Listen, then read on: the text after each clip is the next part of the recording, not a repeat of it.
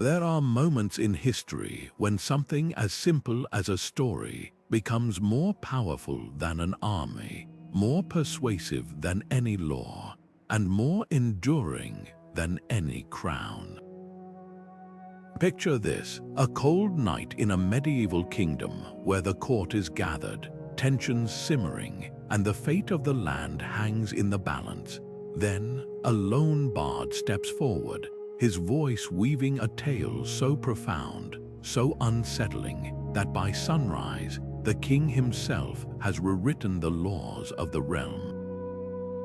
This isn't just folklore, it's a true account of how words alone could reshape the course of justice, challenge the might of rulers, and redefine the very fabric of society.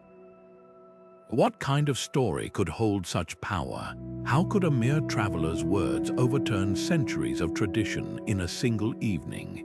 The answer lies in the extraordinary sway that storytelling held in the medieval world, where bards weren't just entertainers.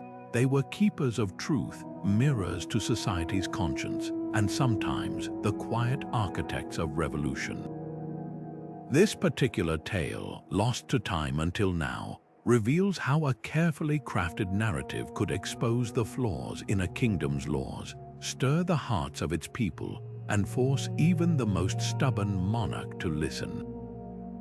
As we journey back to that fateful night, you'll meet the enigmatic bard whose words became a catalyst for change, the rulers who found themselves outmatched by his wisdom, and the ordinary people whose lives were forever altered by the ripple effect of his story. But this isn't just about the past, it's about the timeless power of stories to challenge authority, to unite communities, and to rewrite the rules, sometimes literally. By the time we're done, you'll see how the echoes of that medieval tale still resonate today in ways you might not expect. So settle in, because this is more than history. It's proof that a single voice, armed with nothing but the right words, can change the world. In medieval society, stories weren't just entertainment. They were the closest thing to social media, news networks, and political campaigns all rolled into one. Imagine a world without printing presses, where most people couldn't read and news traveled at the speed of a walking horse. In that world, bards held extraordinary power. Their words could make or break reputations, sway public sentiment, and even alter the fate of nations. A well-told story could turn a bandit into a folk hero, a corrupt official into a villain, or a controversial law into public outrage with nothing more than the right metaphors and melodies. What made these storytellers so influential? Unlike today's carefully fact-checked news, medieval tales thrived on emotional truth rather than strict accuracy. A bard might embellish details to drive home a moral lesson or sharpen a political point. Their performances weren't passive, they were interactive, feeding off the reactions of their audience. A gasp, a cheer, or even stunned silence could shape how the story unfolded night after night. And because these tales spread orally, they evolved with each telling, adapting to new regions, new rulers, and new injustices. The most skilled bards understood their audiences deeply. They knew which noble families were in favor, which taxes sparked resentment, and which old grudges still simmered beneath the surface. A story about a greedy lord might seem like simple fiction until whispers started that it bore an uncanny resemblance to the local duke. A ballad praising a fair ruler could subtly shame a tyrant without ever naming him. This wasn't just clever wordplay, it was social engineering on a grand scale. Kings and clergy both courted and feared these storytellers. A well-placed tale could legitimize a shaky claim to the throne, unite fractured regions under a shared legend, or sanctify a new law as ancient tradition. But the same power could backfire. A wandering minstrel with a biting satire could turn a kingdom against its rulers before the crown even realized what was happening. That's why the smartest monarchs kept bards close, not just to sing their praises, but to keep an eye on the stories circulating among their people. This delicate dance between storytellers and power sets the stage for our traveling bard's fateful visit. Because in a society where words could topple thrones, one man's tale wouldn't just entertain, it would rewrite history overnight. The kingdom stood at a breaking point, though few in its marble halls seemed to notice. Crops withered under the weight of unfair taxes, while the granaries of the nobility overflowed. Peasants whispered in the fields, their calloused hands clenched not in fists yet, but in quiet desperation. The laws once meant to protect now served only to bind. A farmer could lose his land for missing a single payment. A mother might watch her child taken as indentured labor to settle a debt. And all the while, the king's advisors assured him the people prospered, their reports as polished as the palace floors, but truth has a way of slipping through cracks. In taverns and market squares, rumors spread like wildfire, stories of a neighboring lord who abolished such cruel practices, of villages that rose up and won concessions. The air smelled of damp straw and rebellion, though no one dared speak it aloud. Even the king's own guards, many of them sons of those same struggling farmers, exchanged uneasy glances at their posts. The realm wasn't just divided, it was a tinderbox waiting for flame, and then came the rains, or rather the lack of them. 3 summers of drought parched the land, turning resentment into something sharper. When the tax collectors rode into villages now, they were met with silence instead of the usual grudging compliance. The priests spoke of divine discontent, reading omens in the flight of crows and the dryness of wells. The nobility, sensing the shift, tightened their grip, issuing harsher penalties, building higher walls. They mistook fear for control, not realizing that fear, when stretched too thin, becomes courage. It was into this simmering unrest that our traveler arrived, not with a sword or a manifesto, but with something far more dangerous, a story. One that began as all the best ones do, with a humble villager not unlike those listening in the crowd. A villager who, through wit and quiet persistence, outmaneuvered an unjust king. The tale was simple enough to remember, yet layered with meaning like a seed that splits stone as it grows. By morning, it would be on every tongue, from the palace kitchens to the farthest mill. What made this moment so volatile wasn't just the story itself, but the timing. After years of silent suffering, the people were ready to hear their own lives reflected back at them, not as a lament, but as a blueprint for change. The traveler's words didn't spark the fire. They simply showed everyone where the kindling had been piling up all along. The mysterious traveler stepped into the great hall like a shadow given form, neither young nor old, neither richly dressed nor poorly, but carrying an air of quiet authority that made even the king's guards hesitate. Some claimed his cloak was patched with the colors of distant lands, while others swore his lute bore carvings in a forgotten script. The truth was, no one could agree on who he truly was. A disgraced scholar, a noble in disguise, or perhaps something far more extraordinary, a voice from the future sent to correct the past. What set this stranger apart wasn't just his anonymity, but his uncanny ability to mirror the kingdom's pain back to itself. When he spoke of the farmer in his tale, burdened by impossible taxes, the crowd didn't hear a character. They saw old Tomas from the barley fields, who'd lost his homestead just last winter. When he described the greedy magistrate, every eye flicked to the king's chancellor, known for taking bribes in silk-lined pockets. This was no accident. The traveler had wandered the countryside for weeks before arriving at court, collecting grievances in taverns and at crossroad shrines. His genius lay in weaving those raw truths into a story so vivid, so undeniable, that even the king couldn't dismiss it as mere fiction. Legends would later paint him as a silver-tongued sorcerer, but his real magic was simpler. he understood the power of the right story at the right moment.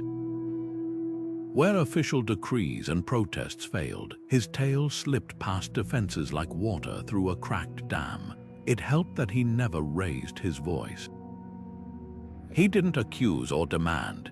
He simply showed through the fate of his fictional village how cruelty always sows its own ruin. And when he reached the story's climax, where the villagers outsmarted their oppressors not with violence, but with cunning and unity, something shifted in the room. The Chancellor's face went pale. The king leaned forward, his fingers tightening on the arms of his throne. By dawn, the traveler was gone. No one saw him leave. Some said he vanished into the mist like a ghost. Others insisted he boarded a merchant's cart, already bound for the next troubled kingdom. But his absence only magnified his legend. Without a face to challenge or a name to curse, his story took on a life of its own. Within days, children sang verses of it in the streets. Within weeks, peasants quoted it to justify refusing unjust labor. And when the king finally repealed the harshest laws, even his advisors framed it as the monarch's own wisdom. Though everyone knew the truth, the real victory belonged to the stranger who'd understood something rulers often forget, that the pen isn't just mightier than the sword. In the right hands, it's mightier than the crown itself. The traveler's story worked like a key turning in a lock, simple on the surface, but precision crafted to open something far greater. On the face of it, the tale was a humble fable. A village oppressed by a distant lord who demanded more than the land could give, but every detail carried weight. The lord's emblem, a golden hawk clutching a sheaf of wheat, mirrored the king's own crest. The villagers' struggle paying taxes even as their children went hungry echoed the very grievances whispered in every tavern from the capital to the borderlands. Yet the brilliance lay in what the story didn't do. It never named the king. It never pointed fingers. Instead, it let the parallels speak for themselves, turning the audience into active participants in uncovering the truth. Listeners didn't just hear the tale, they completed it in their minds. When the traveler described the fictional lord's excesses banquets while granaries stood empty, the crowd instinctively filled in the blanks with recent memories of the king's lavish birthday feast during the famine. When the story's villagers devised a plan to outsmart their oppressor by hiding grain in false-bottomed carts, real farmers exchanged knowing glances. The tale's power came from its gaps, the spaces where reality rushed in. And because the audience connected those dots themselves, the message carried far more weight than any outright accusation. It felt earned, obvious, inescapable. The structure was deliberate, each beat designed to ratchet tension while masking its intent. It began with familiarity, a village much like their own, with characters who could have been their neighbors. Then came the turn, the lord's demands growing impossible, the villagers' desperation mounting. Just as frustration peaked, the story offered not just catharsis, but a roadmap. The villagers didn't rebel with pitchforks. They used wit, turning the lord's greed against him by making him believe he'd won. That twist was crucial. It showed a path forward that didn't require bloodshed, making change feel achievable rather than dangerous. By the time the traveler reached the ending where the humiliated lord repealed his edicts to save face, the entire hall pulsed with unspoken recognition. The king, seated on his dais, wasn't just hearing a story. He was watching his people react to it, seeing their clenched jaws loosen into smiles, noticing how the guards sworn to protect him nodded along. The tale's real climax wasn't on the page. It was the moment the ruler realized his subjects now had a shared language for their discontent and a vision of how things could be different. What made this allegory so devastatingly effective was its disguise. Had the traveler denounced the crown outright, he'd have been dragged from the hall. But wrapped in fiction, the critique became unstoppable. Stories, after all, can't be jailed. They can't be burned fast enough to stop the ideas from spreading. And once a tale like this takes root, it grows faster than any law can cut it down. By morning, the kingdom didn't just know the story. They were already retelling it, sharpening its edges, adapting its lessons, ensuring it would outlive the night. The throne hadn't been challenged with steel, but with something far more enduring, a narrative that refused to be forgotten. The king sat alone long after the hall had emptied, his fingers tracing the carvings on his throne, not the usual symbols of conquest, but older ones, nearly worn smooth, a sheaf of wheat, a balanced scale. Dawn was still hours away when he summoned his council, not with the usual fanfare, but with a quiet urgency that set servants whispering. What passed between them in that candlelit chamber wasn't recorded by scribes, but the fragments that survived tell us more about power than any royal decree. Some claimed the monarch wept openly, recounting his own childhood in a village not unlike the one from the traveler's tale. Others insisted it was cold calculation, a ruler realizing too late that his grip had slipped. But the truth likely lay somewhere in the fragile space where fear and conscience meet. Consider the weight of that moment. For years, the king had dismissed reports of hardship as exaggerations, insulated by advisors who filtered the world through silk curtains. Now, in the raw silence before dawn, he faced an uncomfortable truth. His people didn't just resent him. They'd begun to see him as the villain in their own story. That realization carried a danger no army could match, because when subjects stop believing in their ruler's right to rule, thrones become little more than expensive chairs. The traveler's genius was making the king see himself through his people's eyes, not as a just sovereign, but as the petty tyrant of the tale. And once that mirror was held up, ignoring it would have taken a blindness even the proudest monarch couldn't feign. Yet there was another layer to his sudden change of heart. Medieval rulers understood something modern leaders often forget. Legitimacy isn't just about force. It's about narrative. The king didn't just fear rebellion, he feared becoming the cautionary footnote in someone else's story. By repealing the cruelest laws at sunrise, he wasn't merely appeasing the masses, he was rewriting his own role in the kingdom's unfolding tale. No longer the oppressive lord, but the wise ruler who'd listened. It was a masterstroke of political theater, turning inevitable concession into apparent benevolence. The council's resistance must have been fierce. You can almost hear the chancellor's hissed warnings about setting dangerous precedents, the treasurer clutching his ledger as if it were a shield. But the king had glimpsed a harder truth. The real precedent had been set the moment the traveler's story escaped the hall. Change was coming whether the crown guided it or was trampled by it. And so, as the first light touched the palace spires, the heralds were sent racing through the streets with news that would stun the kingdom. Not because the reforms were radical, but because for the first time in memory, the throne had bent to the will of its people without requiring blades at its throat. What's often overlooked is how carefully the reforms mirrored the traveler's tale. The new laws didn't just reduce taxes, they included a provision about grain storage that matched the villagers' clever trick almost exactly. This wasn't coincidence, it was the king acknowledging the story's power by weaving its solutions into law, ensuring his name would be tied to its moral rather than its warning.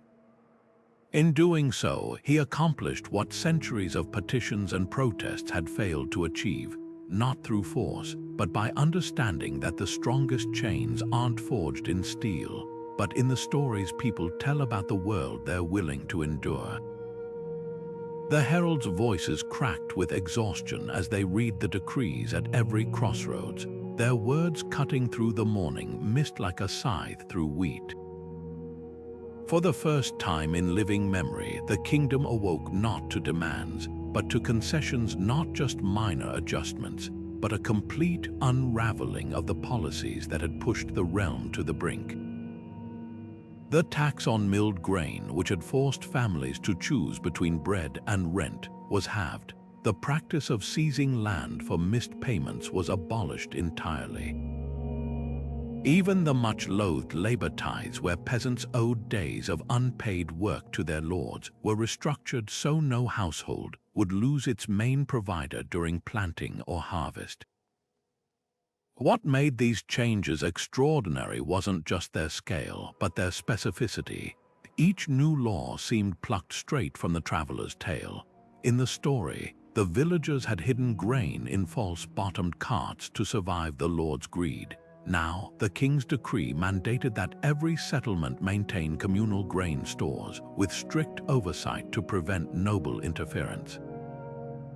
The fictional magistrate who'd taken bribes found his real-world counterpart in the dismissal of 3 corrupt tax collectors, all named explicitly in the proclamation, their crimes mirroring details only the traveler's story had dared voice aloud. It was as if the tale had become a checklist for reform, its metaphors translated directly into policy. Yet the most revealing change wasn't economic, it was in how justice would be administered. The old system let lords act as judges in their own territories, a conflict of interest as glaring as putting wolves in charge of the sheepfold. The new laws established traveling magistrates answerable only to the crown, a direct echo of the tale's climax where outside arbiters exposed the local lords' injustices. Even the language of the decrees felt different. Gone was the usual royal pomp about divine right. Instead, phrases like common welfare and mutual obligation dotted the parchment, concepts lifted straight from the villagers' triumphant speech in the story's final act. Historians would later debate whether the king truly had a change of heart or simply recognized the tide had turned. What's undeniable is how shrewdly the reforms co-opted the tale's momentum.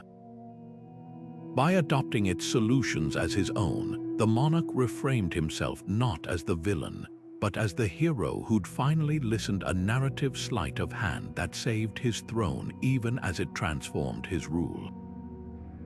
The people got their justice, but the crown kept its authority, proving that sometimes the most revolutionary acts aren't those that topple power, but those that redefine it from within.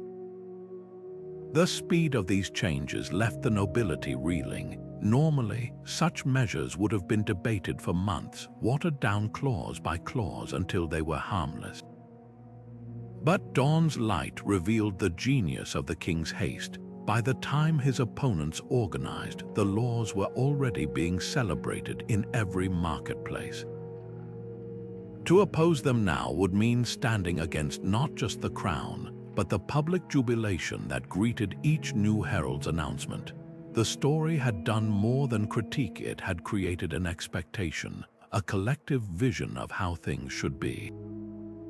And once that vision took hold, even the most entrenched interests couldn't openly defy it without looking like the very villains the tale had condemned.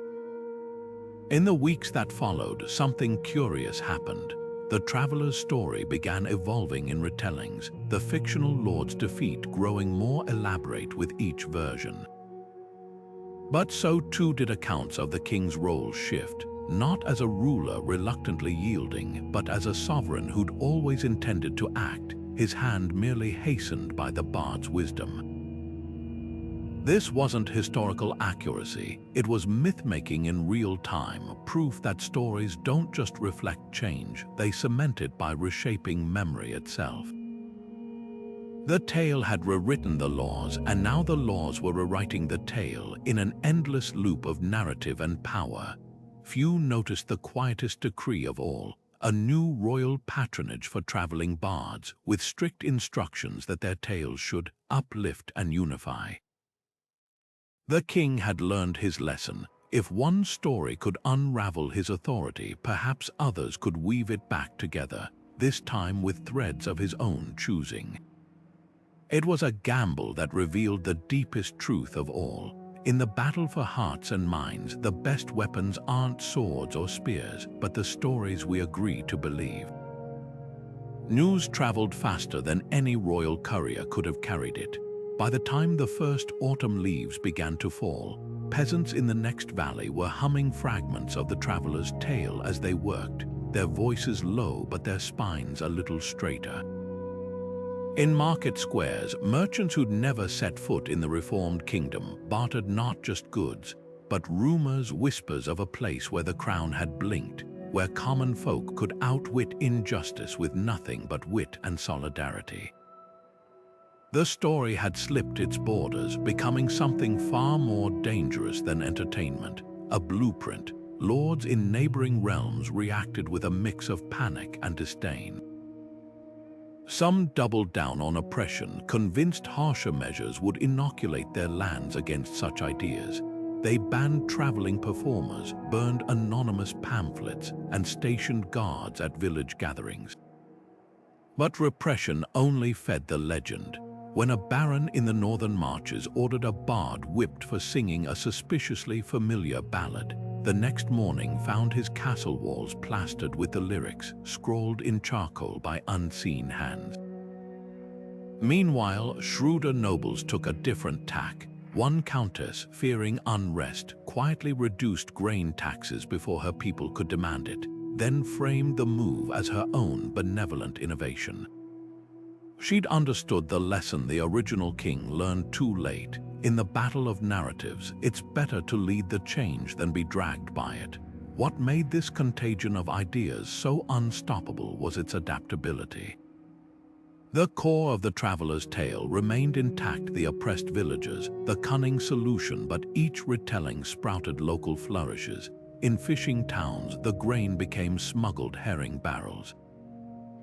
Among weavers, the false-bottomed carts transformed into looms rigged to hide cloth from tax assessors. The story wasn't spreading, it was evolving, nesting in each community's specific grievances like a seed finding perfect soil. And with every adaptation, it grew harder to trace and crush. You couldn't arrest an idea that wore 100 different faces. The clergy, too, found themselves caught in the ripple effect. Some priests denounced the tale as heresy, warning congregations about the dangers of disobedience. But others, particularly those who ministered to the poor, began weaving its themes into sermons. They'd speak of the Good Samaritan not just as a model of charity, but as a critique of systems that created suffering. This wasn't rebellion. It was scripture refracted through a new lens, one that suddenly made ancient texts feel urgently relevant. When a famous abbot included the traveler's story in his collection of moral parables, with careful edits to soften its edges, the tale gained the sheen of holy endorsement. Perhaps the most unexpected consequence unfolded among the nobility's own children. Young squires and ladies-in-waiting, raised on chivalric romances where knights always protected the weak, began questioning why their fathers' rules didn't match those ideals. A handful of these privileged youths even became unlikely allies to reform, using their literacy to pen anonymous broadsides or their status to shield dissenting bards. Their rebellion wasn't fought with swords, but with uncomfortable questions at dinner tables. Why can't we be like the kingdom where the king listened? By the following harvest season, 3 more regions had enacted reforms echoing the original decrees, each claiming the changes were their own tradition, of course. The traveler's story had achieved what armed uprisings rarely could. Not just change in one place, but a shift in what powerful people considered possible, even inevitable. Because once subjects in one land could point to another where justice had prevailed without bloodshed, the old excuses, "it can't be done, the people aren't ready," crumbled like rotten timber. The story hadn't just altered laws, it had redrawn the boundaries of imagination itself, proving that sometimes the most revolutionary act isn't tearing down walls, but showing everyone they were never as high as they seemed. The traveler's disappearance became legend before his footsteps had even faded from the palace courtyard. One moment he was there, bowing deeply to the stunned court, the next, gone without so much as a whisper of his cloak against the stones. Servants sweeping the dawn corridors swore they'd seen no one pass. Gatekeepers insisted no stranger had left by road or postern. It was as if the story itself had conjured him, dissolving him back into the collective imagination once its work was done. Naturally, theories bloomed like mushrooms after rain. The pious claimed an angel had walked among them, pointing to how his voice had carried uncannily in the hall without seeming to rise above a murmur. Cynics countered that the king's own guards had slit his throat in some dark corridor, though no body ever surfaced, not even when a disgraced chamberlain, decades later, confessed on his deathbed to hiding the crime. More inventive minds wove tales of sorcery, insisting the traveler had stepped through a mirror or transformed into a crow at first light. But the most persistent rumor, whispered in taverns where candles guttered low, was that he'd never been one man at all. That a secret brotherhood of storytellers took turns wearing the same patched cloak, moving from kingdom to kingdom, each carrying fragments of the same revolutionary tale. What's fascinating isn't which theory might be true, but why the mystery mattered so much. In a world where power relied on visibility, on crowns worn high and decrees shouted in market squares, the traveler's vanishing act undermined authority in a way no protest could. Kings could execute rebels, but how do you punish a shadow? How do you silence a story when no one knows who first told it? The uncertainty lent his words an eerie immortality. Without a face to pin to the tale, it became everyone's and no one's, morphing to fit each teller's needs.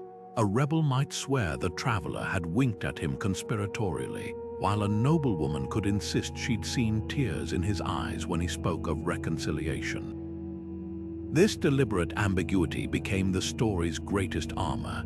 Unlike laws carved in stone or portraits hung in galleries, the traveler left no fixed version of himself behind. He existed only in the space between what was said and what was heard, in the pauses where listeners filled the gaps with their own hopes. That's why attempts to ban the tale backfired spectacularly. When one duke ordered all copies of the story burned, his scribes soon realized no two versions matched closely enough to target.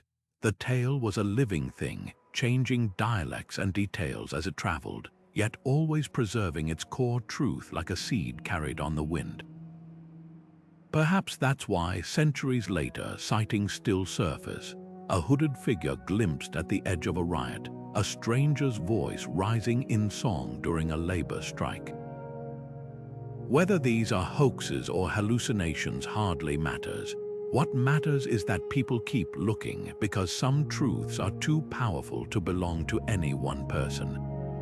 The traveler understood that stories outlive their tellers, that the most dangerous ideas are those that slip their leashes and wander where they will. His final lesson wasn't in the tale he told, but in the way he vanished, proof that the moment a story takes root, the teller becomes expendable. And that's the thought that kept kings awake long after the reforms were signed, the knowledge that somewhere, in some village yet untouched by his words, another traveler might be tuning his lute, another hall might be filling with listeners, another night might be ending with laws rewritten by dawn. Long before laws were etched onto parchment or carved into stone, they lived in the breath of elders and the call and response of village gatherings. Picture a world where justice wasn't found in dusty scrolls, but in the cadence of a chieftain's voice, where the rules of the land shifted ever so slightly with each retelling, adapting to drought or plague or the lessons of hard-won experience. This was the realm of oral tradition, a living, breathing system where laws and stories weren't just neighbors. They were twins, sharing the same DNA of memory and meaning. The traveler understood this intimacy between tale and statute better than any scholar. Where written law stood rigid, demanding obedience to ink-stained words drafted years before, oral tradition thrived on flexibility. A proverb about sharing water during a dry season might carry the weight of law one summer, then soften into mere advice when rains returned. Customs hardened into obligation, then melted back into suggestion as times changed. This fluidity was its strength and its vulnerability, because just as a well-told story could cement a king's legitimacy, a subversive tale could quietly unravel it by offering a competing version of truth. That night in the Great Hall, the traveler exploited this tension with the precision of a surgeon. He didn't challenge the written tax codes or quote dusty legal precedents. Instead, he weaponized something far more primal, the human instinct to reshape narratives around shared experience. When he described the fictional lord's greed, his listeners didn't hear a parable. They heard an echo of their own grievances, sharpened by details no parchment would dare record. The way a widow's last cow was seized over a debt, how the miller's son collapsed hauling stone for the lord's new tower. These weren't abstract violations, they were violations of the unwritten compact between rulers and ruled, the one passed down through generations in fireside warnings and work songs. Written law had always struggled against this older, deeper current. Kings might decree that all subjects must pay a wheat tithe, but oral tradition remembered the year the harvest failed and the tithe was waived. Legal codes could insist a lord's word was final, but ballads celebrated the clever peasant who outwitted him. The traveler's genius was tapping into this shadow constitution, the one scribes never recorded, but everyone knew by heart. By framing his story as a continuation of that tradition, he made his critique feel inevitable, even righteous. This clash between fluid oral norms and rigid written law still echoes today.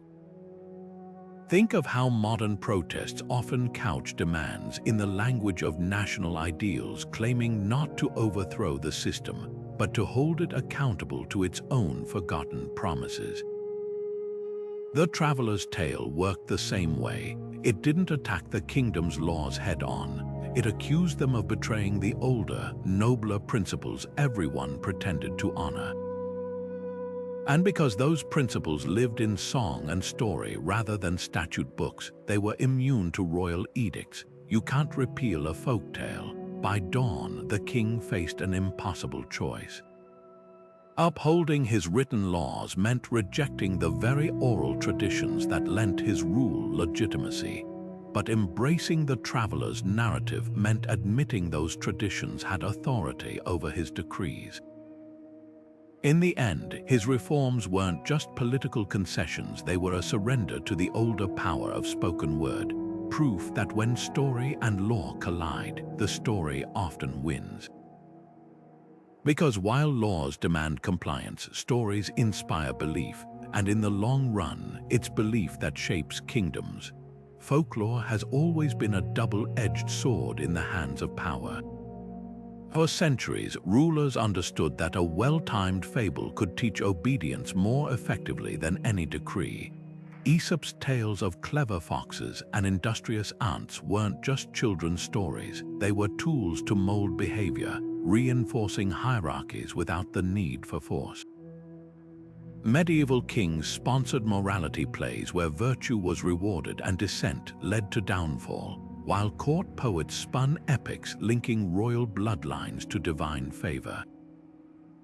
But stories, once unleashed, are impossible to fully control. Just as fire can warm a hearth or burn a castle, narratives meant to sustain authority could just as easily undermine it. Consider the case of the Mad Parliament in 13th century England. When barons rebelled against King Henry III's excesses, they didn't just present demands, they circulated satirical poems comparing the monarch to legendary tyrants like Nero. These verses, scribbled on tavern walls and sung at fairs, turned complex grievances into visceral images. A king so greedy he'd tax the very air, Within months, what began as elite discontent became a popular movement, forcing Henry to accept radical reforms limiting royal power. Like our traveling bard's tale, these stories didn't argue with laws. They bypassed them entirely, appealing to a deeper sense of justice etched into collective memory. Further east, the Ottoman Empire faced a similar challenge from the tales of Nasruddin Hoxha, the wise fool whose jokes exposed hypocrisy. When a vizier imposed harsh new taxes on olive oil, Nasruddin's stories spread like wildfire, particularly one where he measured the moon's reflection in a bucket to calculate an impossible tax. The punchline wasn't just humor, it revealed the absurdity of arbitrary rule. Soon, merchants quoted Nasruddin when refusing payments, and the policy was quietly scrapped. The Sultan's advisors learned too late that you can't jail a punchline or execute a metaphor. Even religious institutions, masters of narrative control, found themselves outmaneuvered by rogue storytellers. In 15th century Germany, wandering preachers used parables about corrupt priests to fuel the growing dissent that would erupt into the Reformation.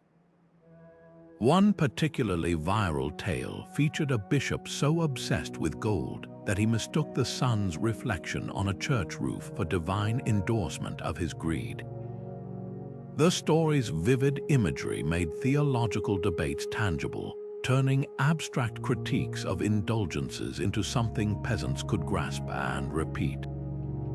What unites these episodes isn't just their outcomes, but their methods. Each succeeded by wrapping critique in the familiar cloak of folklore, using characters and structures audiences already trusted. A Nasruddin joke or a Hoxha fable carried the weight of tradition, making new ideas feel ancient and inevitable. This camouflage allowed dangerous thoughts to slip past the gatekeepers of power until they'd already taken root in the public imagination. The true lesson here isn't that stories can change laws, it's that they change what people believe laws should be. Long before our traveler's tale reshaped a kingdom, history proved that when rulers forget this, they risk learning it the hard way. Because the stories a culture tells about itself aren't just entertainment.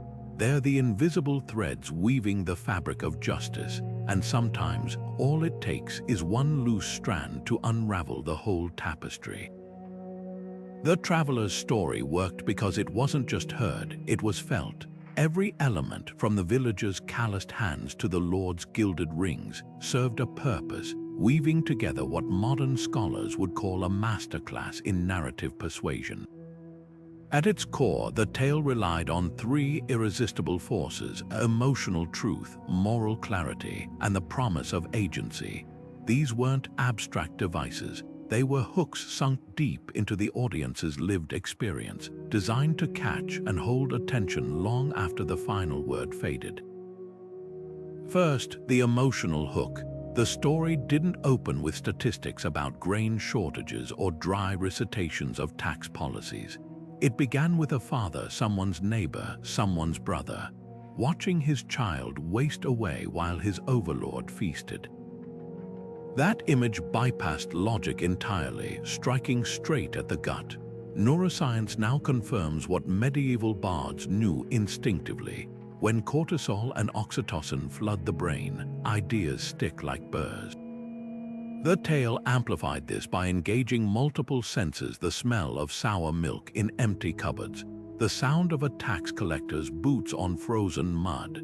These vivid details transformed abstract injustice into something listeners could taste and touch, making indifference impossible. Then came the villain, crafted with deliberate relatability. The Lord wasn't a cartoonish monster twirling his mustache, he was chillingly recognizable. His excuses mirrored those of the king's own ministers: the treasury is bare, discipline maintains order, lines the audience had heard verbatim. This subtle mirroring achieved two things. It made the critique undeniable since the villain's words came straight from authority's mouth, and it gave listeners permission to resent figures they'd been trained to fear. By showing the Lord's pettiness, how he counted seeds in peasant bowls but ignored rotting harvests in his own storehouses, the story reframed power not as legitimate, but as pathologically small-minded. Most revolutionary was the resolution. Unlike traditional folktales where divine intervention or royal pardon saved the day, this story's villagers triumphed through collective cunning. They didn't beg or riot, they outsmarted the system using its own rules. That twist was the spark that lit the kingdom's reforms. It offered more than catharsis. It provided a template, proving change didn't require supernatural help or violent revolt, just strategic unity. Modern activists recognize this principle in campaigns like the Montgomery bus boycott, where oppressed communities weaponized patience and coordination rather than matching brutality with brutality. The story's structure also exploited what psychologists now call the illusion of discovery. Instead of lecturing the audience, it let them connect the dots between fiction and reality themselves. When the villagers hid grain in hollowed-out logs, real farmers recalled smuggling seed beneath wagon floors. These aha moments, where listeners recognized their own tactics in the tale, made the message feel earned rather than imposed. It's the same technique behind viral social media threads that guide readers to conclusions through questions rather than declarations, making ideas feel personally uncovered rather than handed down. Timing amplified everything. Had the traveler arrived during plentiful harvests, his story might have been dismissed as fantasy. But in a season of want, with tensions already simmering, it became the spark to tinder. Modern equivalents abound, from protest songs that crystallize unrest during economic crashes to satirical cartoons that go viral amid political scandals. The tale worked because it didn't create discontent. It named and validated what everyone already felt but couldn't articulate. Perhaps the most subversive element was its refusal to vilify all authority. The story included a scribe who secretly aided the villagers and a retired soldier who taught them how to organize. These figures provided hope that reform was possible without total destruction, a nuance often missing from revolutionary rhetoric. By offering allies at every level of society, the narrative prevented the kind of us versus them thinking that hardens opposition. Even the Lord wasn't killed or deposed, he was humiliated into change, leaving room for redemption. This kept moderate listeners engaged rather than alienated, proving that persuasion often lies in the spaces between absolutes. Today, these techniques live on in everything from courtroom arguments to TD talks. The traveler understood what modern storytellers sometimes forget. Facts persuade minds, but stories change hearts, and once hearts shift, even the most rigid laws eventually follow. The tale's real magic wasn't in its words, but in how it made justice feel inevitable, not as a distant ideal, but as the next logical step in a story everyone was already living. Modern neuroscience reveals something medieval bards knew instinctively. Our brains are wired for stories, not spreadsheets. When the traveler spun his tale that fateful night, he was tapping into cognitive pathways that evolved over millennia, turning his words into mental Velcro that stuck long after the fire burned low. Today's researchers call this narrative transport, the phenomenon where listeners temporarily forget they're hearing fiction, their brains reacting as if they're living the events themselves. MRIs show that when someone describes stealing bread to feed their child, the same regions light up in the listener's brain as if they were reaching for the loaf. That's why the starving villagers in the traveler's story triggered real physical tension in the courtiers' bodies. Their neurons couldn't distinguish between imagined hunger and the real thing. But the real magic lies in what happens after the tale ends. Unlike dry facts that fade, well-crafted stories create hanger effects, lingering emotional residues that shape decisions hours or days later. When the king retired to his chambers that night, his brain wasn't replaying tax ledgers or census reports. It was haunted by the image of the fictional child wasting away, an echo made louder because his own advisors had dismissed similar reports as exaggerations. The traveler had weaponized a quirk of human memory. We recall stories 6 times more easily than statistics, and we trust them 22 times more. Psychologists identify 4 pillars that made his narrative irresistible. First, coherence. The tale's cause and effect chain. Harsh taxes lead to hunger. Hunger leads to clever resistance, mapped perfectly onto the audience's lived reality.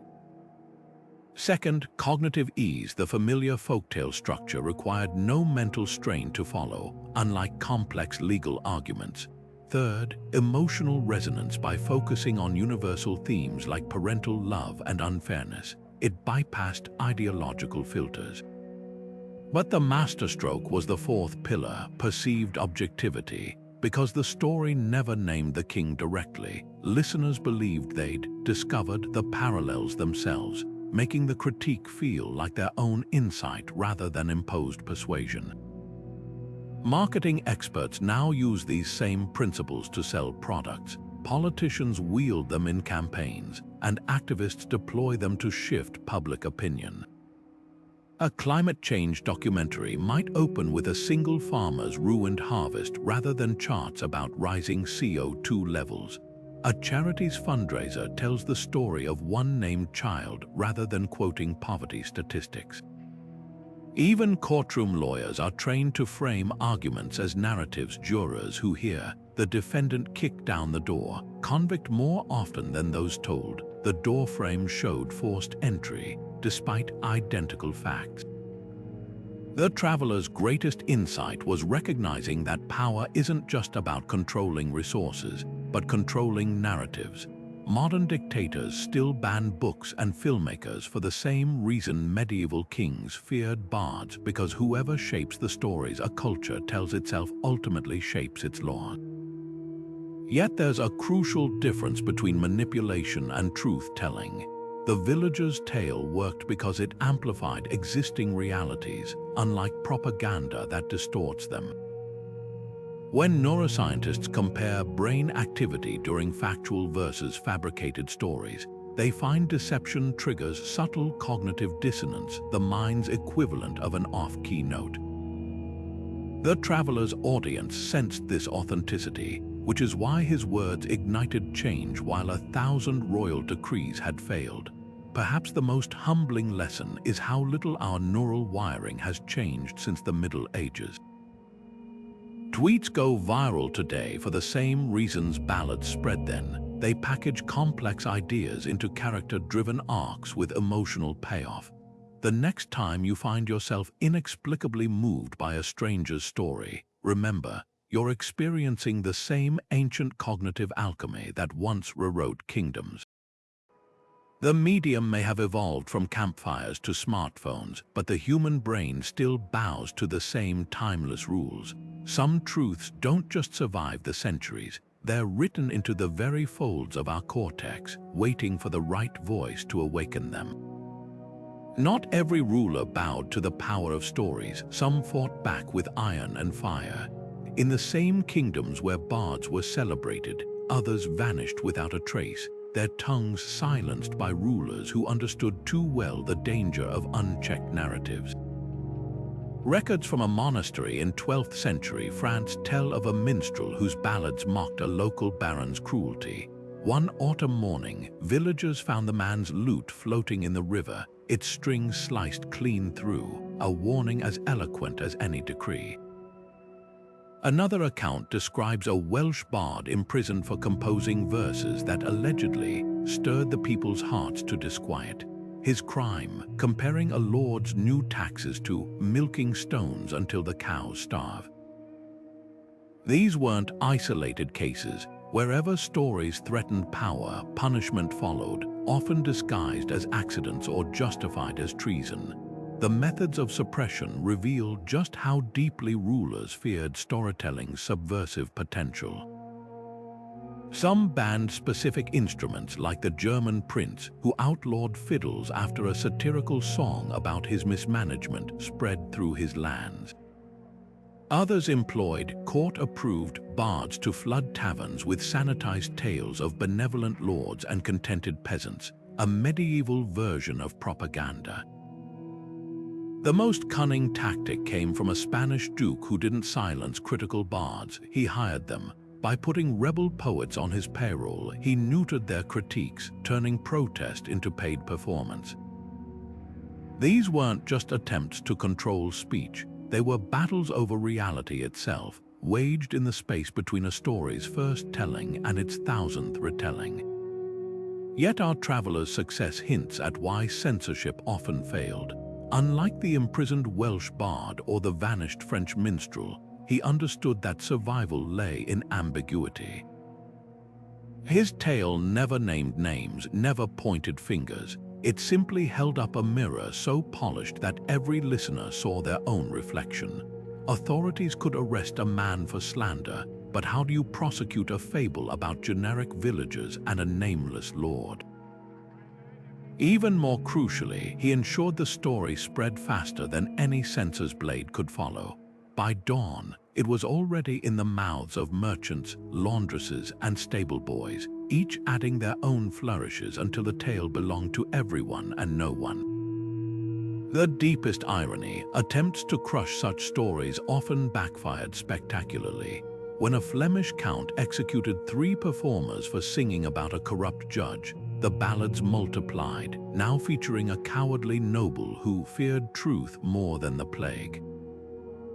Persecution didn't erase the narrative, it cemented the tellers as martyrs, their words gaining sacred weight. This pattern repeats throughout history. The harder power tries to smother dissent, the brighter it burns. Like dandelion seeds scattered by a boot's heel, stories find cracks in the strictest controls, rooting themselves where they're least wanted. What separated our traveler from the broken loots and empty cells wasn't just clever wording, it was strategy. He arrived not as a lone voice, but as a catalyst, turning the audience into co-conspirators. His tale gave people not just outrage, but a script for resistance wrapped in plausible deniability. When the king's guards later searched for the story's source, every villager could honestly say they'd heard it from someone passing through. By the time the crown realized the danger, the narrative had grown roots too deep to rip out. In the end, the most revolutionary stories aren't those shouted from gallows, they're the ones whispered in kitchens, hummed at looms, and carried lightly on the wind, as weightless and unstoppable as breath. Centuries after that fateful night in the Great Hall, the traveler's tale lived on in ways no one could have predicted, not as a dusty relic of the past, but as a living thread woven into the fabric of daily life. Walk into any miller's cottage along the old kingdom's borders, and you might hear a mother humming a lullaby about clever villagers and hollowed-out logs. Stop at a crossroads tavern, and an old soldier could raise his tankard to toast the trick that outfoxed the hawk, a phrase now shorthand for any victory against impossible odds. The story had shattered into fragments, each piece polished smooth by countless retellings, yet still sharp enough to cut through the centuries. What's remarkable isn't just that the tale survived, but how it evolved.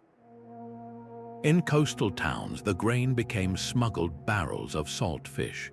Among weavers, the villagers' carts transformed into looms rigged with hidden compartments. With each adaptation, the core truth remained. The powerless could outmaneuver power if they stood together.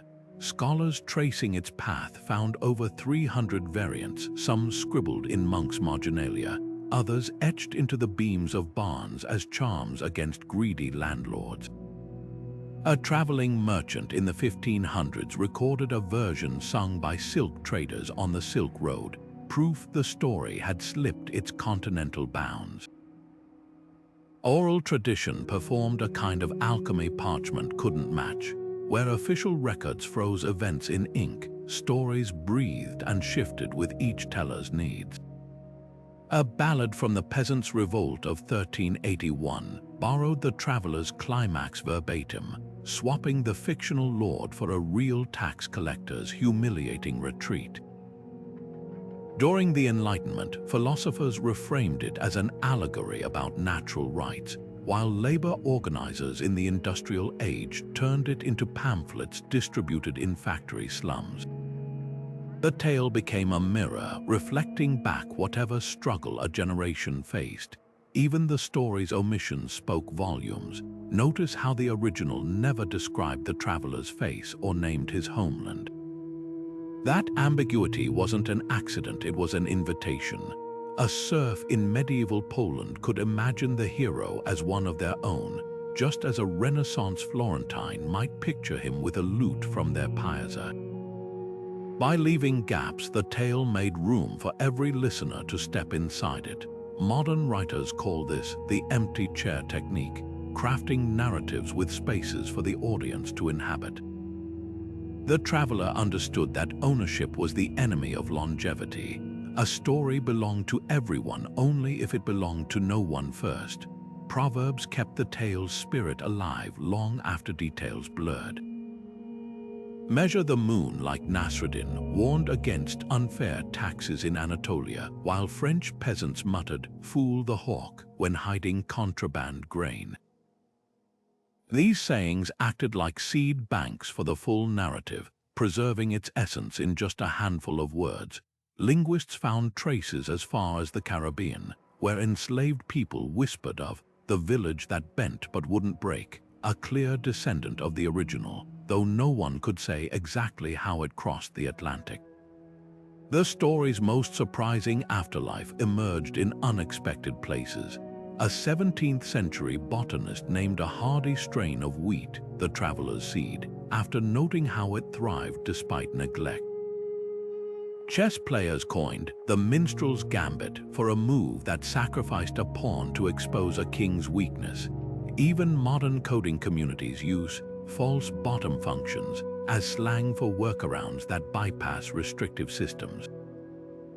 Each iteration proved the tale wasn't just remembered, it was still working, still teaching, still reshaping how people confronted injustice in forms the original teller could never have envisioned.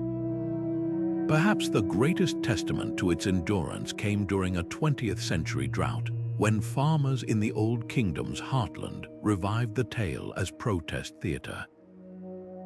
They staged the story in town squares using tractors as carts and combined harvesters as the Lord's castle, drawing crowds so large the government sent observers. Within weeks, new agricultural policies echoed the reforms of 600 years prior, proof that some stories don't just outlive their tellers. They outlive languages, empires, even the very landscapes where they were born, because the hunger they speak to never truly fades. What began as one night's performance had become something far greater, a living blueprint for resistance, passed hand to hand like a torch that somehow burned brighter with each generation. And though the traveler himself vanished into legend, his greatest trick was making sure he wouldn't be needed again.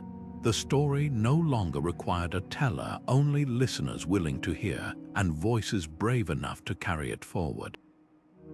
The power of a well-told story hasn't dimmed since the traveler's time. It's simply traded lute strings for Wi-Fi signals. Think about the last viral post that reshaped your worldview. Maybe it was a thread about a single mother working 2 jobs yet denied healthcare, her struggle laid bare in a dozen tweets, or a documentary framing climate change not through charts, but through a farmer's cracked hands holding dead seeds. These aren't just posts, they're the digital descendants of that medieval bard's tale, weaponizing empathy to rewrite the rules of our modern kingdoms. Consider how social movements today harness narrative as their sharpest tool. Black Lives Matter didn't just quote statistics about police violence, it amplified names like George Floyd and Breonna Taylor, turning data points into heart-wrenching stories that forced legislatures to act. The Me Too movement didn't rely on dry legal arguments. It unleashed a flood of personal testimonies, each one a stone that eventually cracked the dam of institutional silence. Like the travelers' villagers, these storytellers understood that facts might inform, but stories transform. Even politicians now compete to frame policies as compelling narratives. When a senator argues for student debt relief, she doesn't lead with spreadsheets. She introduces a constituent drowning in loans, their dreams deferred by compound interest. Opponents counter not with rebuttals but with rival stories, the small business owner who pulled herself up by her bootstraps. These dueling tales reveal a truth as old as the traveler's time. Whoever controls the dominant narrative controls the law. The Affordable Care Act passed in America not when its economic merits were proven, but when death panels were debunked and replaced with stories of cancer survivors saved by coverage. Corporate giants play the same game. Tech companies don't sell products, they sell stories about connection and innovation, lobbies weaving these tales into regulations that favor their growth. Meanwhile, whistleblowers like Frances Horgen weaponize counter-narratives, using internal documents to craft stories so damning they trigger congressional hearings. It's the same dance of tales and power, just with algorithms instead of alehouse ballads. The most striking parallel lies in how modern censorship mirrors medieval tactics. Authoritarian regimes still ban artists and journalists, but today they also flood social media with bots spreading disorienting counter-stories.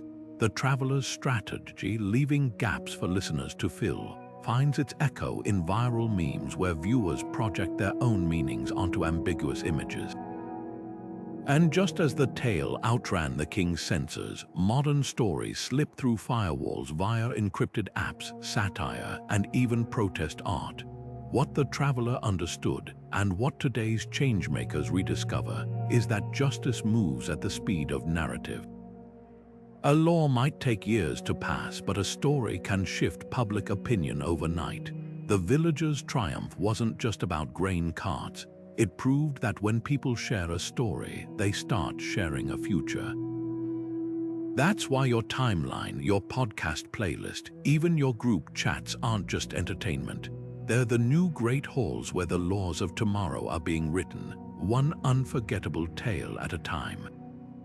History loves a clean narrative, the single speech that sparked a revolution, the lone hero who toppled a tyrant, the overnight transformation of an entire legal system. But as any scholar will tell you, the past refuses to be so tidy. The traveler's tale gives us a satisfying arc, a story told at dusk, laws rewritten by dawn. Reality, of course, moves at a more stubborn pace. Records from the kingdom's archives paint a murkier picture. Yes, the harsh tax laws were repealed, but not in one sweeping gesture. The first decree came 3 days after the traveler's performance, a suspension of land seizures, likely rushed out to quell growing unrest in the capital.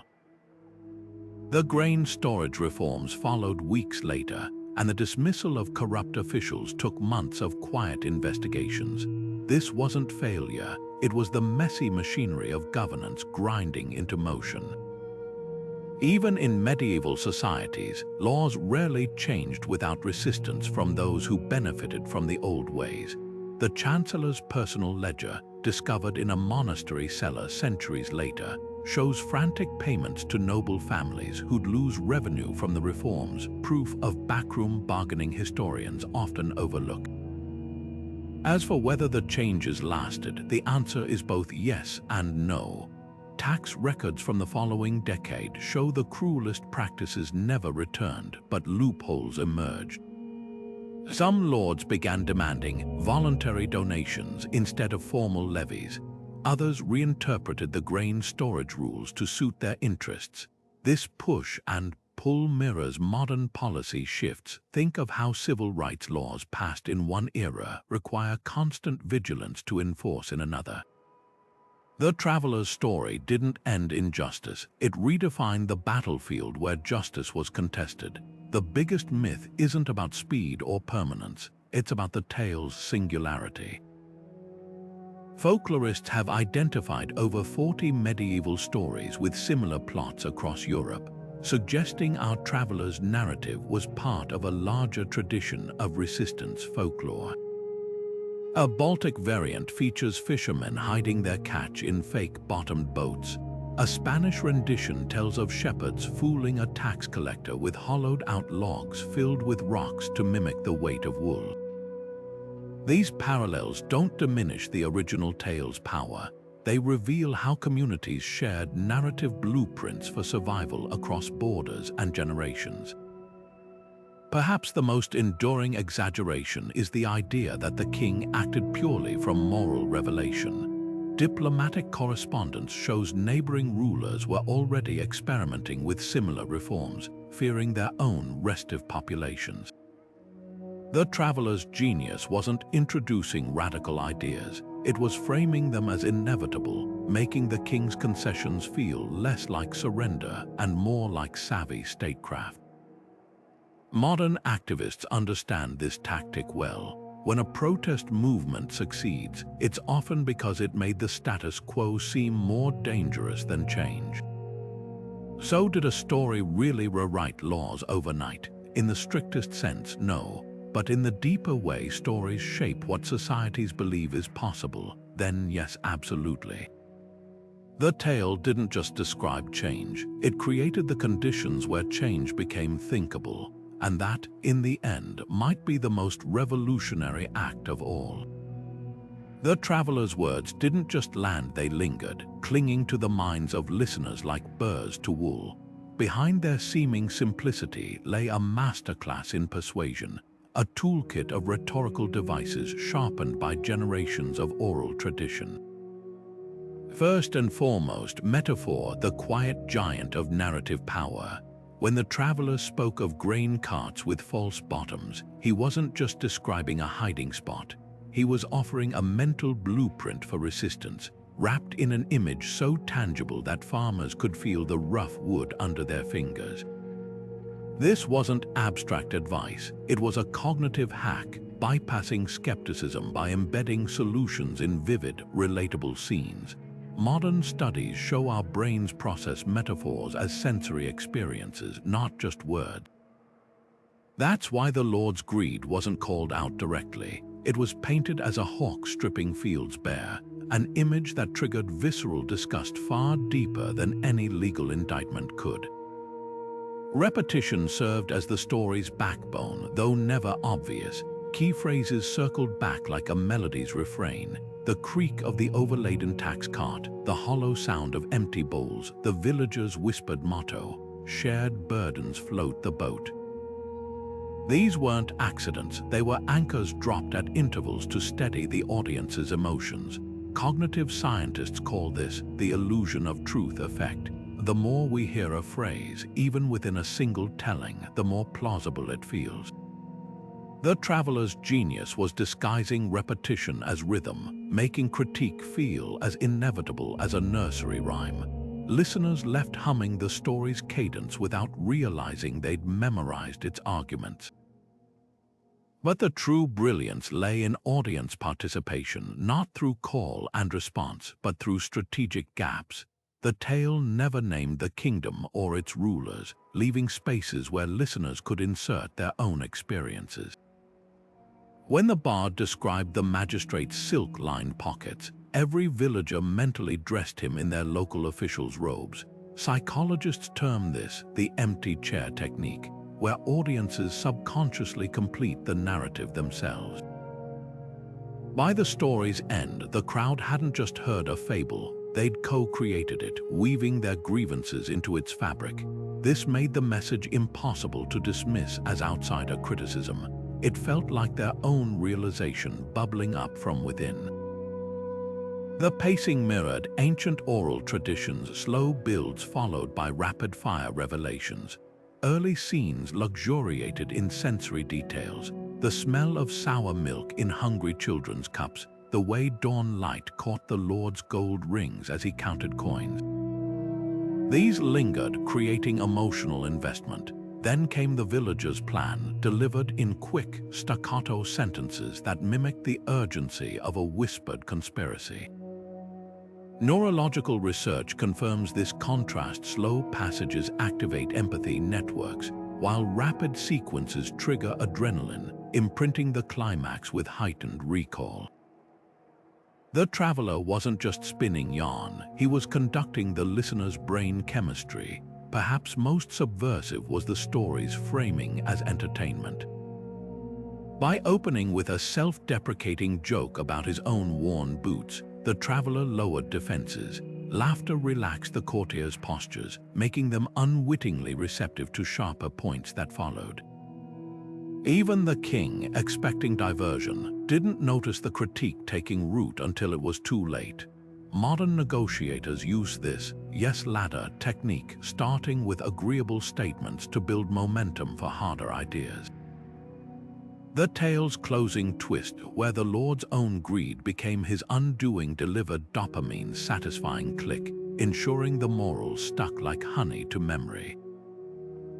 These devices didn't operate in isolation. They interlaced like threads in a tapestry, each strengthening the other.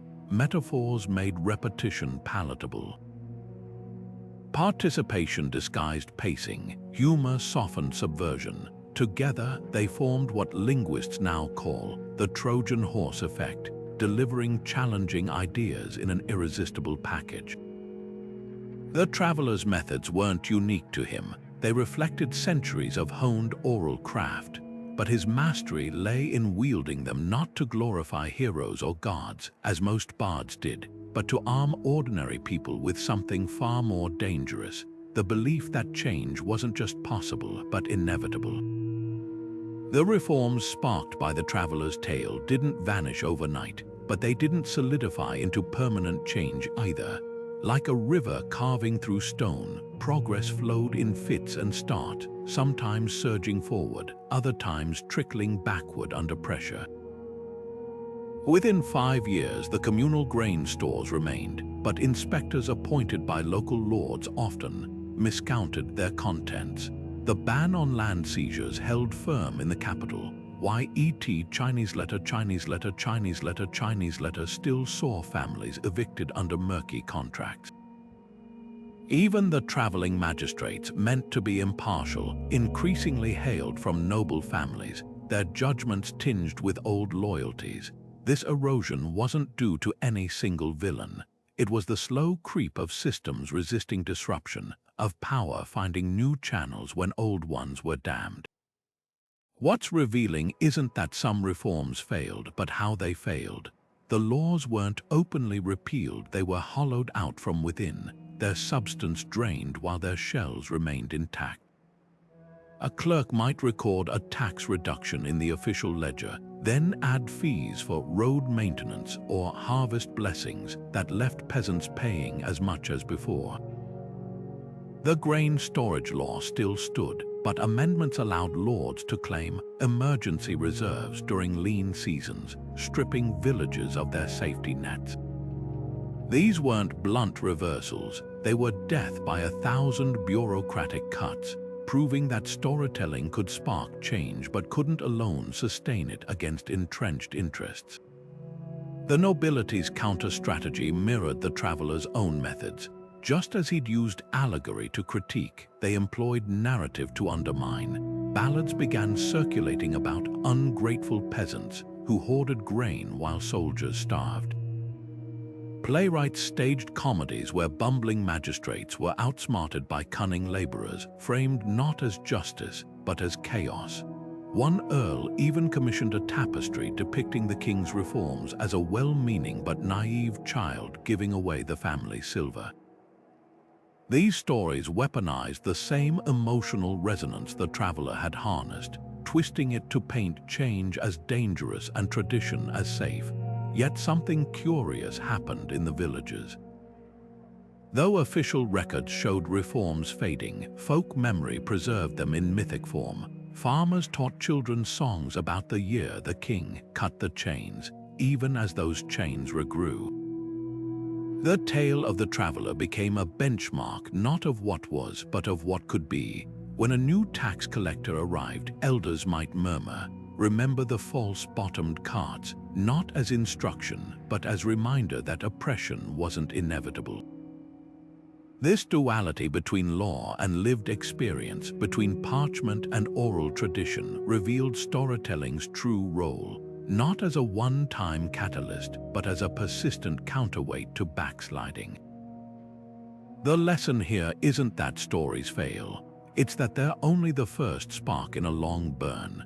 Lasting change requires both the heat of narrative and the anvil of institutional muscle. The laws, the courts, the civic structures that outlive any single teller. The traveler's tale didn't just need to be heard. It needed scribes to record the new decrees, magistrates to enforce them, and generations of villagers to retell it until its values hardened into custom. Where those forces aligned, like in the mountain valleys where traveling judges were locally elected, reforms took root. Elsewhere, they became ghosts, visible in outline but insubstantial to the touch. Perhaps the most enduring legacy was the pattern itself. Every few decades, when old abuses resurfaced, a new version of the story would emerge, sometimes as a puppet show mocking corrupt bailiffs, other times as a widow's lament at a crossroads shrine. Each iteration adapted to fresh injustices, proving that while laws can be rolled back, stories resist erasure. They don't progress in straight lines but in spirals, circling back with new layers of meaning.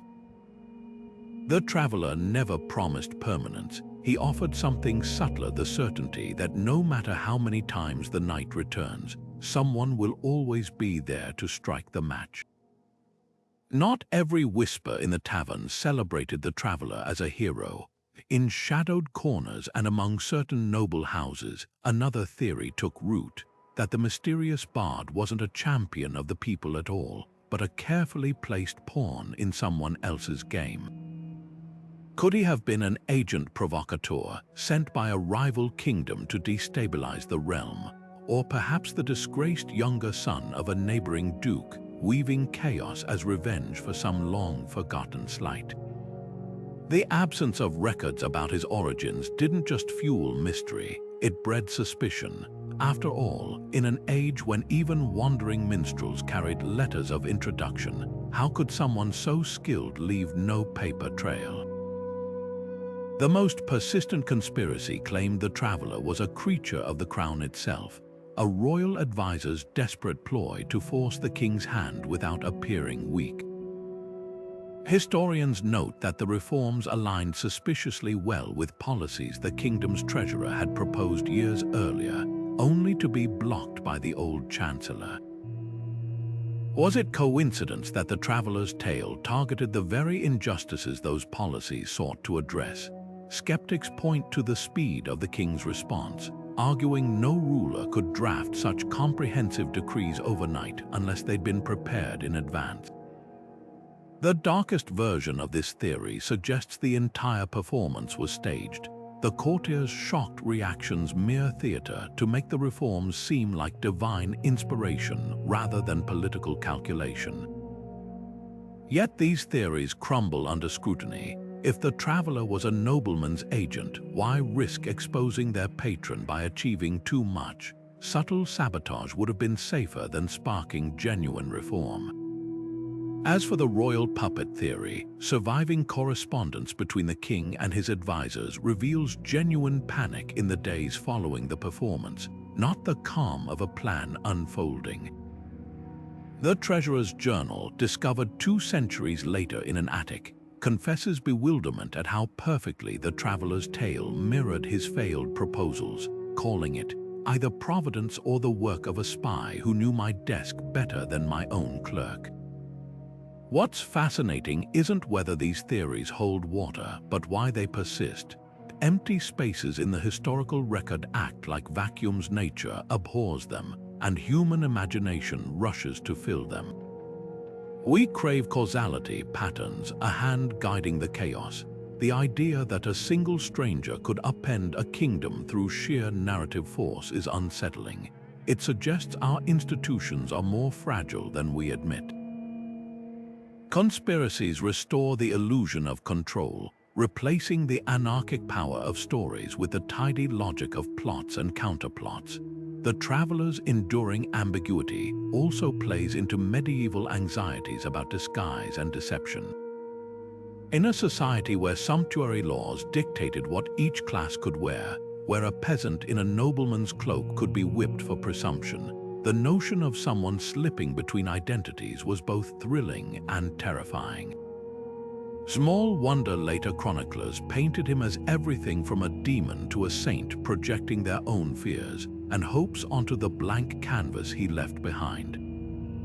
Modern parallels abound. Just as the traveler's tale became a Rorschach test for medieval society, today's viral mysteries, from cryptic internet posts to whistleblower manifestos, attract competing narratives like iron filings to a magnet.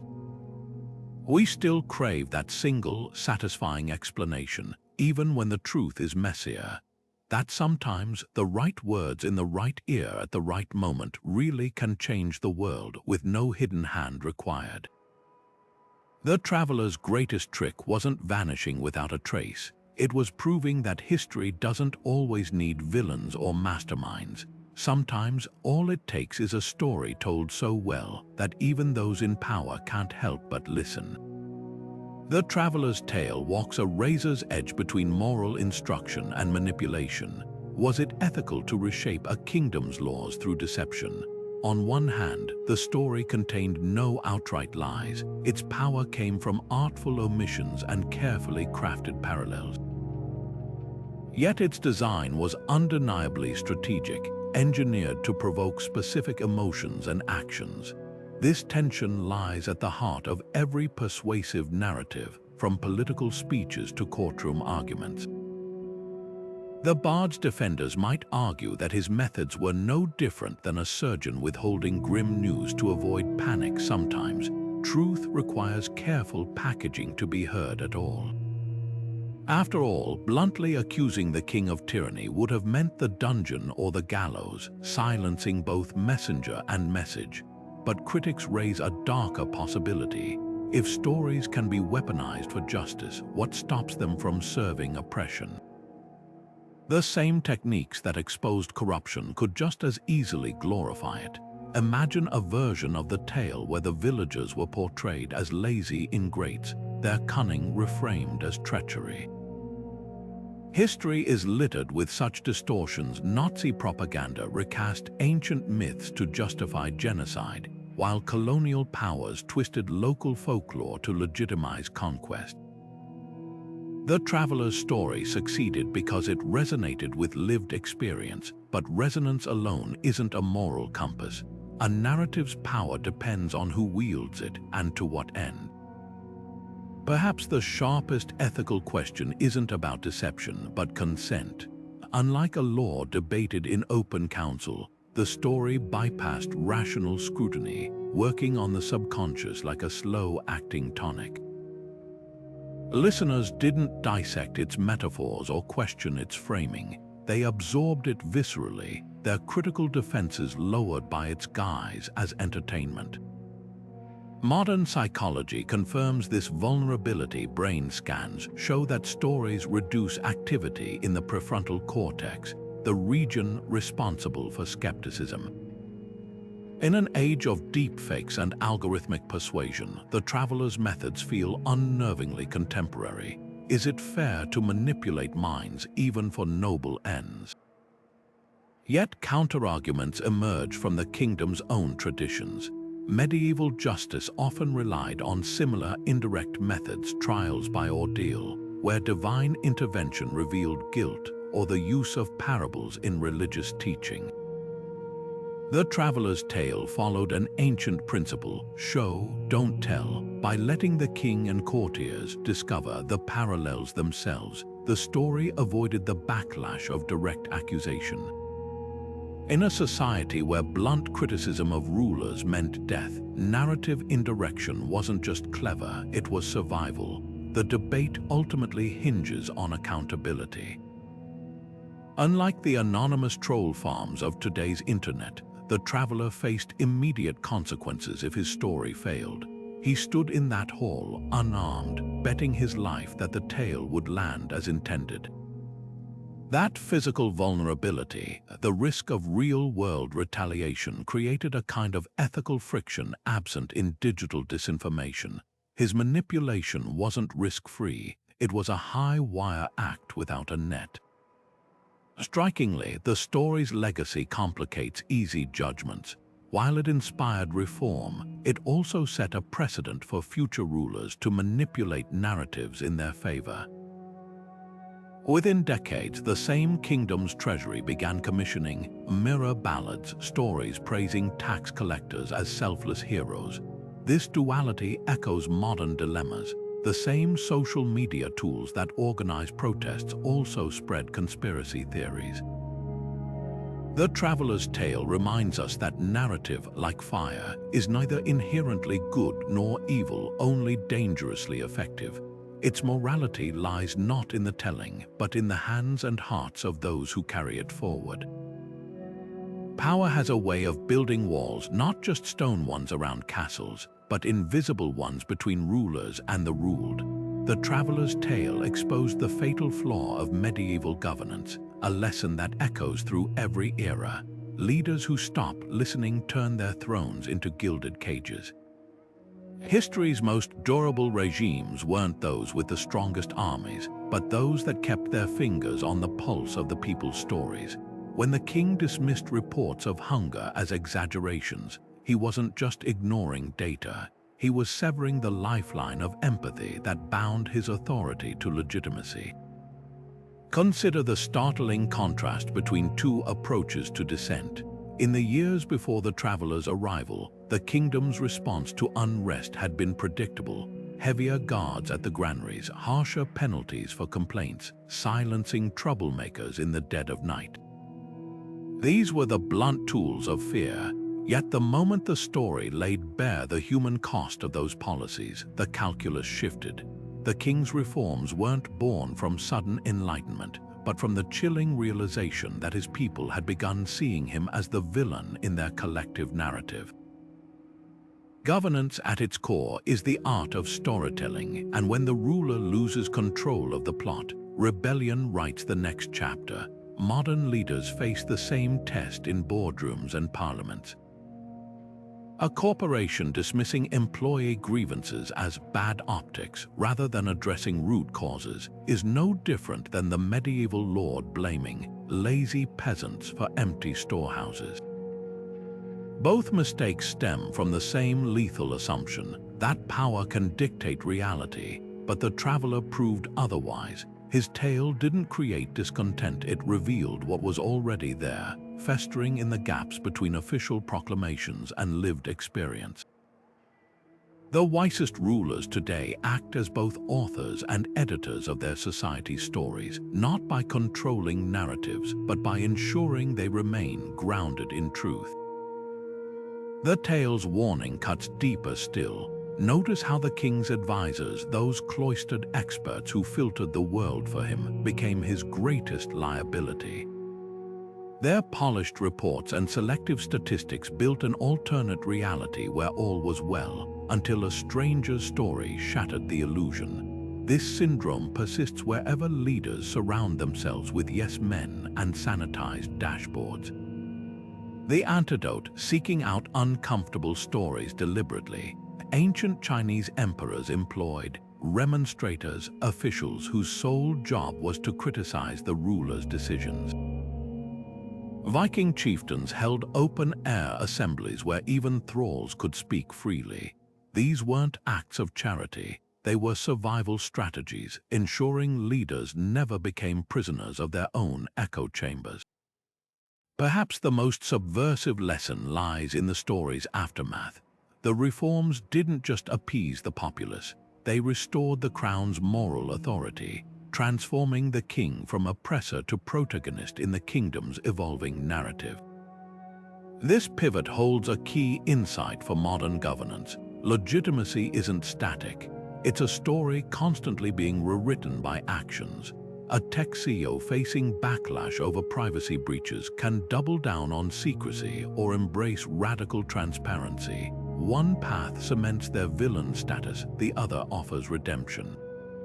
The Traveler's genius was framing change not as surrender, but as the rediscovery of a ruler's nobler self.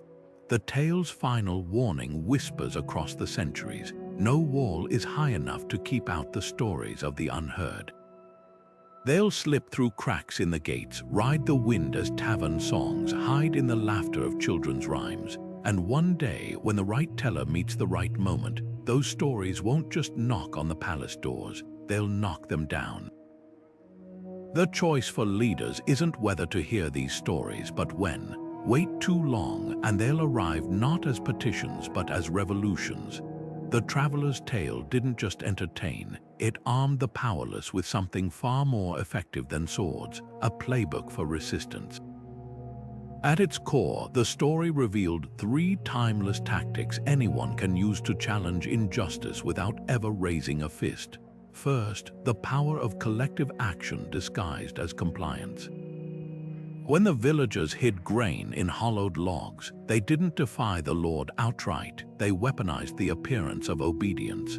This strategy thrives today in acts like workers subtly slowing production while appearing busy, or citizens flooding bureaucratic systems with perfectly legal but overwhelming requests.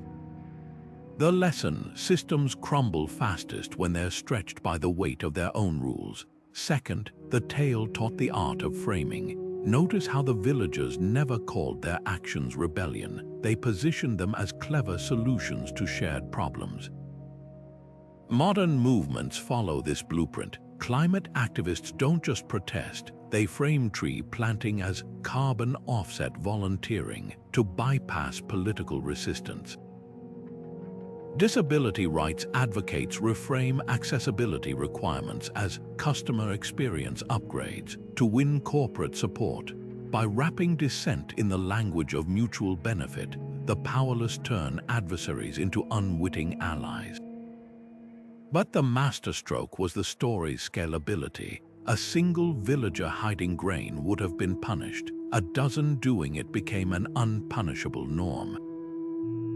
This principle fuels everything from viral hashtags to rent strikes. Once participation hits critical mass, punishment becomes impractical.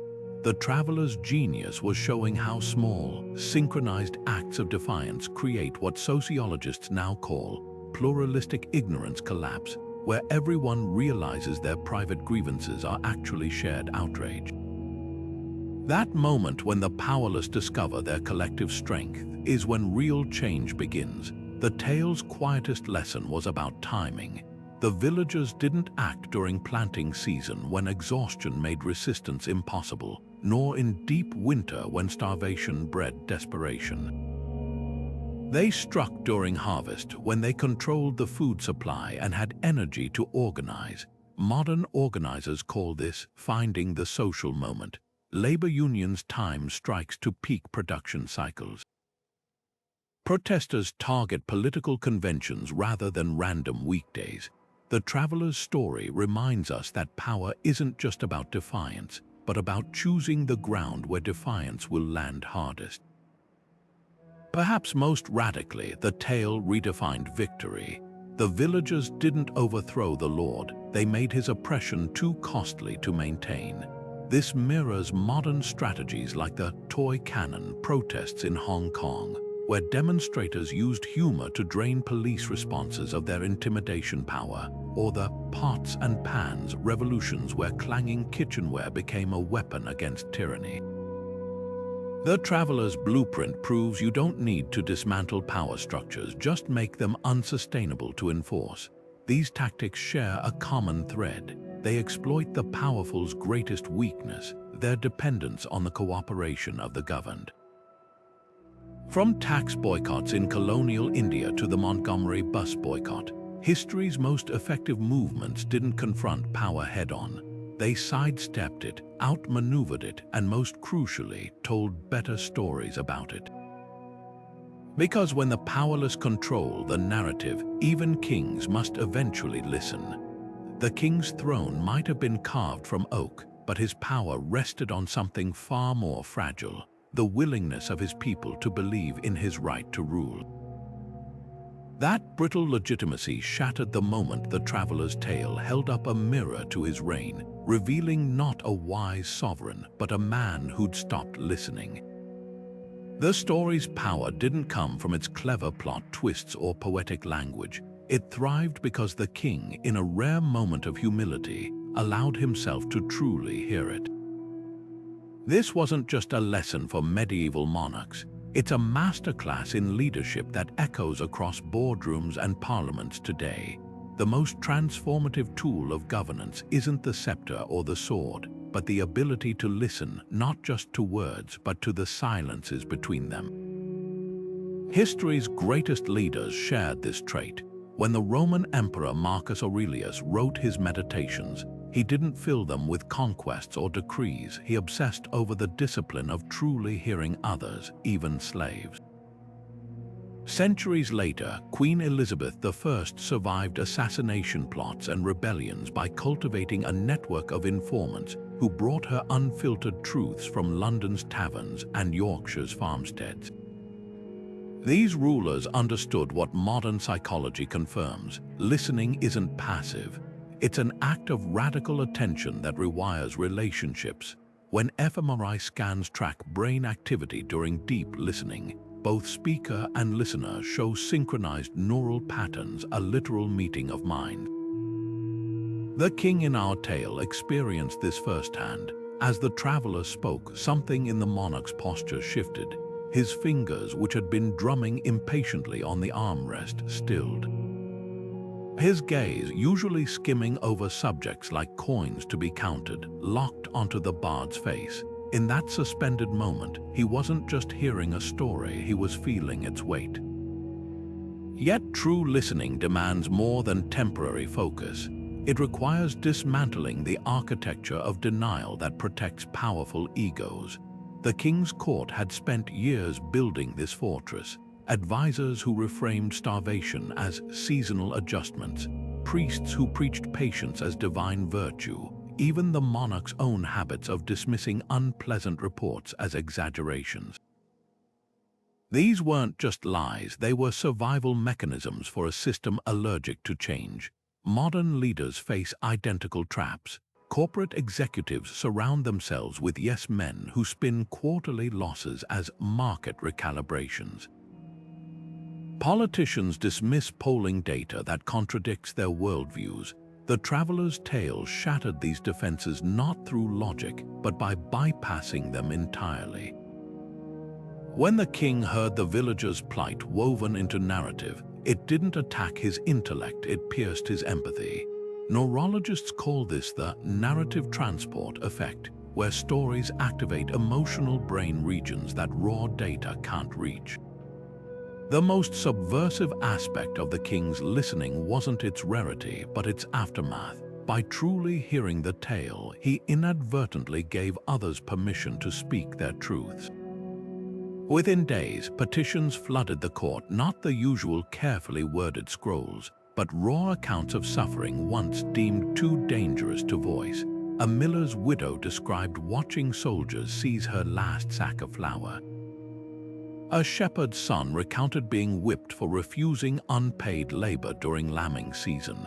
These weren't new injustices, but they'd been buried under layers of fear until the traveler's story cracked the seal. This cascade effect mirrors modern whistleblower phenomena. When one voice is heard, others find courage. The #MeToo movement exploded not because harassment was new, but because survivors finally believed someone might listen. What separates performative hearing from transformative listening? The king's reforms hold the answer. Earlier in his reign, he'd occasionally allow peasants to air grievances, then dismiss them with symbolic gestures, like tossing a few coins to a beggar without addressing the systems creating beggars. But after the traveler's tale, his actions showed he'd internalized the lesson. He didn't just reduce taxes, he restructured the entire grain distribution system. demonstrating he understood the difference between symptoms and root causes. Contemporary leaders could learn from this distinction. A CEO might host listening tours with employees, but if they only implement superficial perks while ignoring toxic workplace cultures, they're still rulers tossing coins from the throne. Perhaps the starkest proof of the king's transformation came in what he didn't do. He never sent guards to hunt the traveler. No edicts banned retellings of the dangerous tale. This restraint revealed a leader who'd grasped the most counterintuitive truth. Listening's greatest power lies in relinquishing control. By allowing the story to live and mutate beyond his grasp, the king acknowledged that authority no longer flowed solely from his decrees, but from his connection to the collective narrative of his people.